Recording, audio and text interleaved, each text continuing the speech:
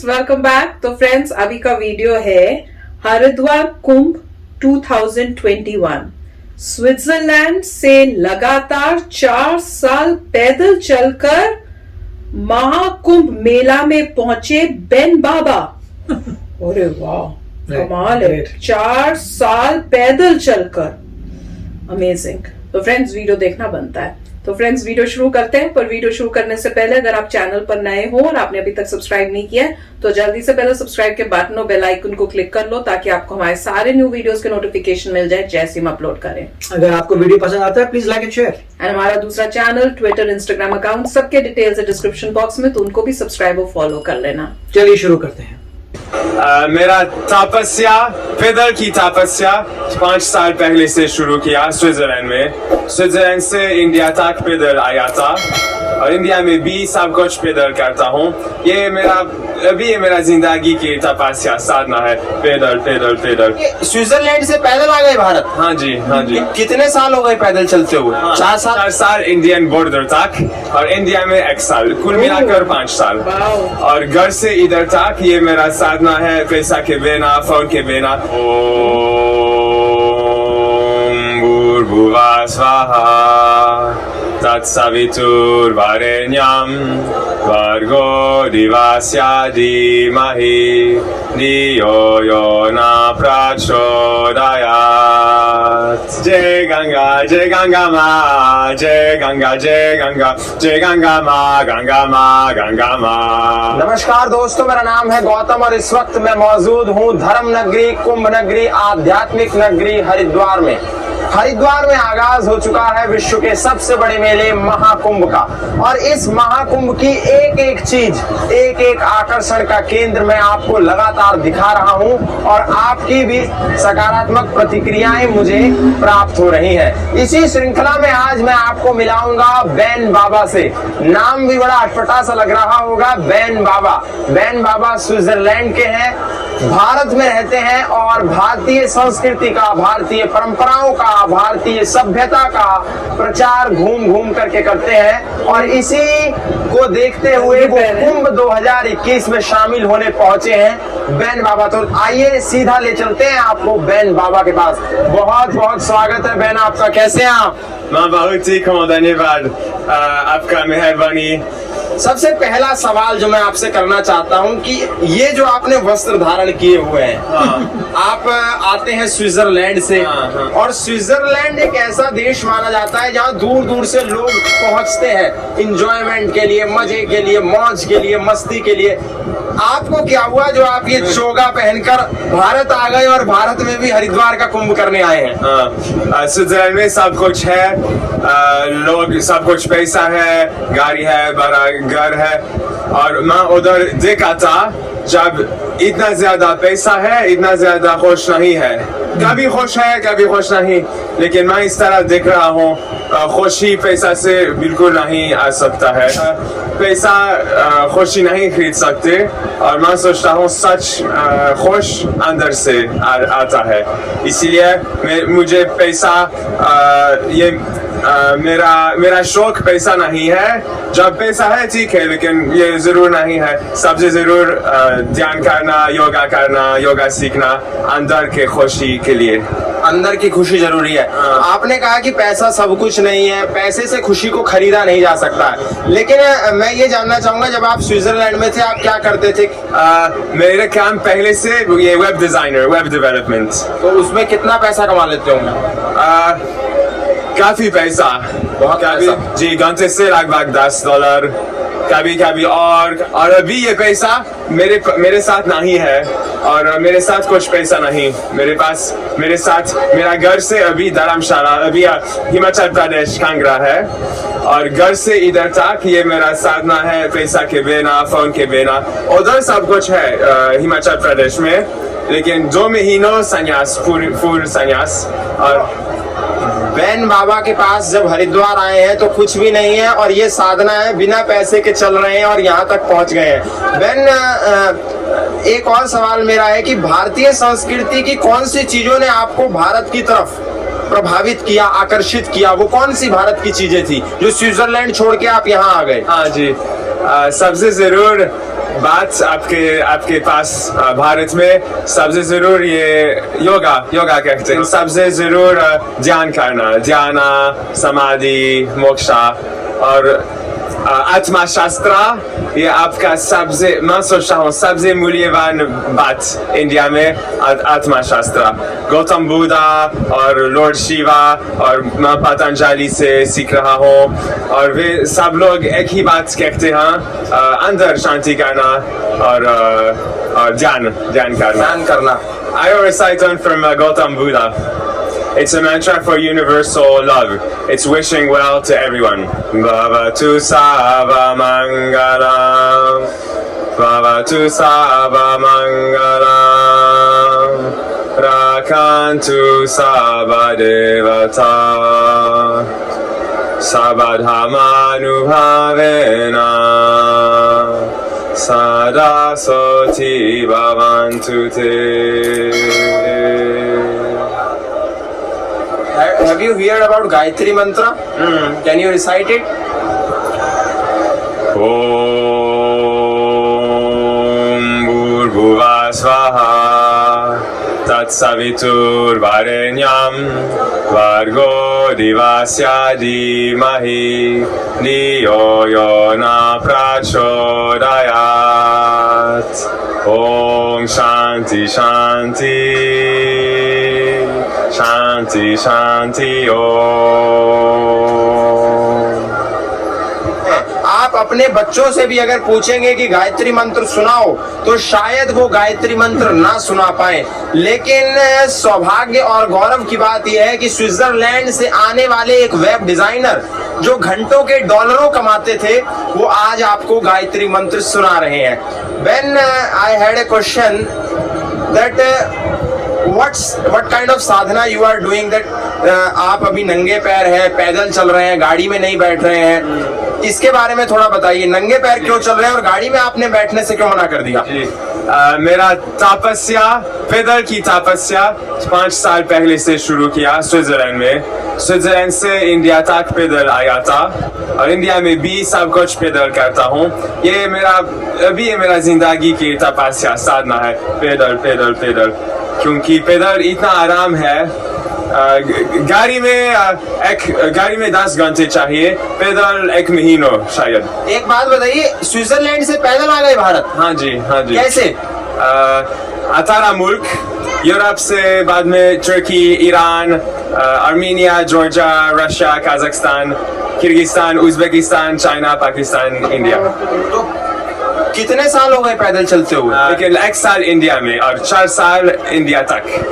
4 साल चल चुके हैं? हाँ, 4 साल इंडियन बॉर्डर तक और इंडिया में 1 साल, कुल मिलाकर 5 साल। 5 साल चल चुके हैं। अभी और कितना चलेंगे? बहुत साल। अभी कोई टारगेट फिक्स नहीं है कि इतना चलना है? नहीं, टारगेट इंडिया था और अभी इंडिया में हो और अभी कौन सा टारगेट? अभी सच टारगेट अंदर है, अभी ध्यान करना है और चलना, पैदल में जाना, ये मेरा ध्यान है। पैदल चलते हैं, मैं तो देख करके और सुन करके हैरान हूँ। स्विट्जरलैंड से इंडिया तक पैदल आ गए, अलग अलग देशों से होते हुए, बिना वीजा के आए कि वीजा के साथ आए? जी, सबसे जरूरत, सबसे दिक्कत ये वीजा के मुश्किल, वीजा के सवाल है और सब मुल्क अलग है, लेकिन एक मुल्क में अगली मुल्क के वीजा बनाता हूँ और कभी कभी काफी मुश्किल है, कभी कभी कोई वीजा नहीं चाहिए। इंडिया में वीजा आया था और अभी जब कोरोना है नया वीजा भी हमेशा देते हैं हर महीनों। हर मुल्क अलग है, लेकिन कुल मिलाकर मैं कर सकता हूँ, वीजा के सवाल भी कर सकता हूँ। तो आप ये बताइए कि 5 साल से लगातार पैदल चल रहे हैं, अब तक गाड़ी में बैठे ही नहीं? जी, गाड़ी के बिना 5 साल पैदल में। हिमाचल से कब चले थे हरिद्वार आने के लिए? 25 दिन चाहिए, 25 डेज। 25 दिन से पैदल चल रहे हैं? हाँ, 500 किलोमीटर। थके नहीं 25 दिन से? नहीं, क्योंकि आराम से दिन से 20, 30, 35 किलोमीटर और आराम से जाना। जब तक गए मैं सोता हूँ, जब तक नहीं गए मैं जा रहा हूँ। और कुल मिलाकर से रात को कैसे रुकते हैं? जी हर रात अलग है। कभी कभी जंगल में सोता हूँ, कभी कभी आश्रम में, कभी मंदिर में, कभी गुरुद्वारा में, कोई टेम्पल, कोई घर लोग आमंत्रित करते हैं, किसी भी जगह सो सकता हूँ। कोई स्कूल में एक स्कूल आमंत्रित किया। और कल हरिद्वार कहाँ रुके? कल गंगा के ऊपर आसमान के नीचे सोया था। गंगा के ऊपर और आसमान के नीचे। मैं सच में बता रहा हूँ, हकीकत बता रहा हूँ कि आज मैं खुद आश्चर्यचकित हूँ, खुद हैरान हूँ कि बेन बाबा जो 5 साल से लगातार इंडिया के बॉर्डर पैदल चलते चलते पहुंचे हैं, आसमान के नीचे गंगा के ऊपर सो जाते हैं और बिना पैसे के चल रहे हैं, पैदल चल रहे हैं। मैं वाकई में आपसे बड़ा प्रभावित हुआ हूँ, आकर आश्चर्यचकित भी हुआ हूँ। और कुछ भारत के लोगों को आप संदेश देना चाहें? हाँ ठीक है, मेरा मैसेज है कि हम वेस्टर्न वर्ल्ड, यूरोप, अमेरिका, हम नहीं इस तरह नहीं जाना चाहिए।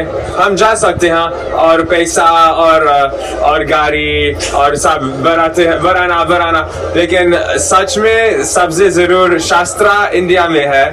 और हम इधर विदेशी के शास्त्र नहीं सीखना चाहिए, क्योंकि हमारे इंडिया में सबसे जरूर शास्त्र है ये योग करना, ध्यान करना, और ये सबसे मूल्यवान शास्त्र आपके पास है, अंदर है। और विदेश में, यूरोप में, अमेरिका में कुछ नहीं सीखना चाहिए, क्योंकि सब कुछ इधर है। सब कुछ है इधर। हाँ, सब कुछ इधर है। देखो कितने खुश नजर आ रहे हैं, और चेहरा देखिए इनका कि 25 दिन से हिमाचल से चले हैं हरिद्वार आने के लिए, लेकिन चेहरे पर हल्की सी भी मायूसी और रंग उड़ा हुआ नजर नहीं आ रहा है, हल्की सी भी थकान नहीं है। ये योग और ध्यान की ताकत है, जिसको विदेशी तो समझ रहे हैं लेकिन भारत मूल के लोग नहीं समझ रहे। अंतिम मेरा सवाल, हिंदी कहाँ से सीखी?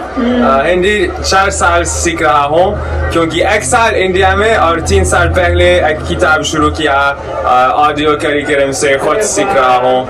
सब लोग मदद करते हैं सीखने के लिए, सब लोग करते हैं मदद। हाँ जी, एक स्कूल नहीं था, खुद सीखा था। खुद से सीखा है, किसी स्कूल से नहीं सीखा। आज आपके बच्चे हिंदी बोलने में कितनी आत्मग्लानि का अनुभव करते हैं, वहीं विदेशी 3 साल लगातार किताब से सीखे, ऑडियो ऐप से सीखे, लोगों की मदद से सीखे, बिना स्कूल के सीखे, और अभी और सीखेंगे और अपनी हिंदी बोलेंगे।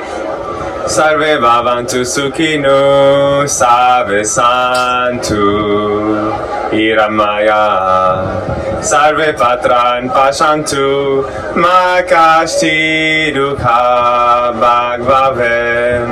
आमा जय मां, आमा जय मां, आमा जय मां, आमा जय मां।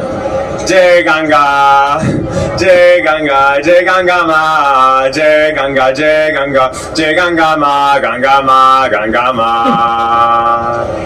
एक मंत्र, सब लोग खुश होना चाहिए, और ये मंत्र के मतलब जय हमारे माता जी गंगा जी। सर्वे भवन्तु सुखिनः, सर्वे सन्तु निरामया, सर्वे भद्राणि पश्यन्तु मा कश्चित् दुःखं भवेत्। इसका संदेश दे रहे हैं विदेशी, और गंगा की जय लगा रहे हैं। जी समझ गया जी। जी गौतम अच्छा आदमी है, और बहुत मजेदार साथ ये इंटरव्यू करना, मैं बहुत खुश हूँ। और जी आशा करता हूँ हम और मिलेंगे। सबसे जरूर मैं आशा करता हूँ आप मंगल हो। ओम।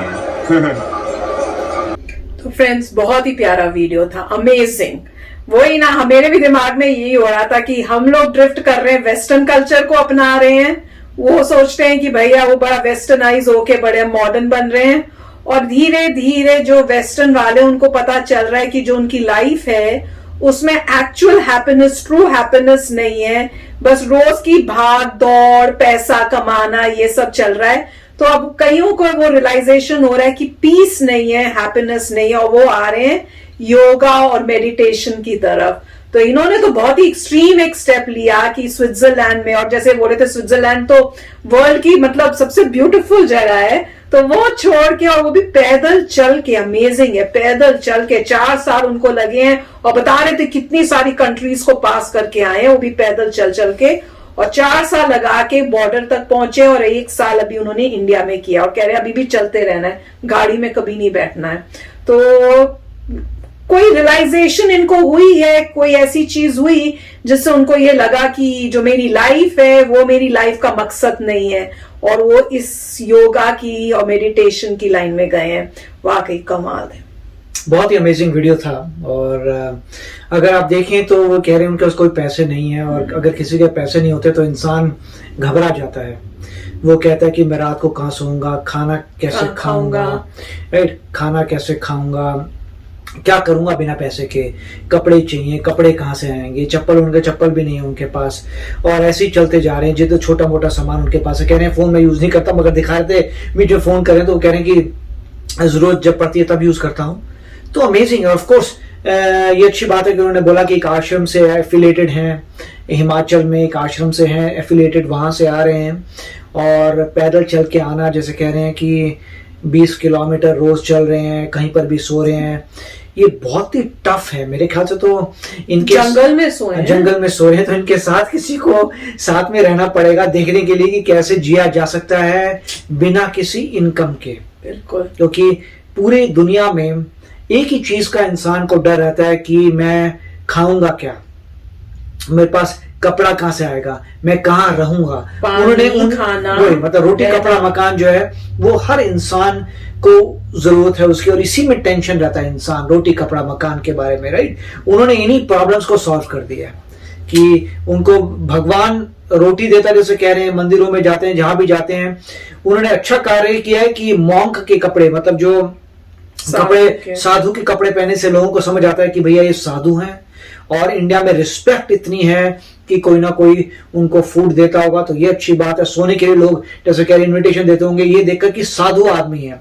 तो अच्छी बात यह है कि इंडिया में रिस्पेक्ट है साधु आदमी की। साधु आदमी को आप बोल रहे हैं आप सो जाइए, यहाँ पे किसी ने बोल दिया होगा आप घर के बाहर सो जाइए। नहीं, पर जब वहां से इंडिया तक आए होंगे तब कैसे किया होगा? वही तो बोल रहा हूँ, कितना डिफिकल्ट होगा कि ऐसी कंट्रीज में आप चलते जा रहे हैं। आप प्रॉब्लम ये भी है, पता नहीं कौन कौन सी जगह है, और इसमें काफी कॉम्प्लेक्सिटी है, क्योंकि मान लीजिए आप चल रहे हैं, राइट, जो इंसान चल रहा है उसे काफी एनर्जी लग रही है, तो काफी खाना खाना पड़ेगा। अब खाना कहाँ से मिलेगा?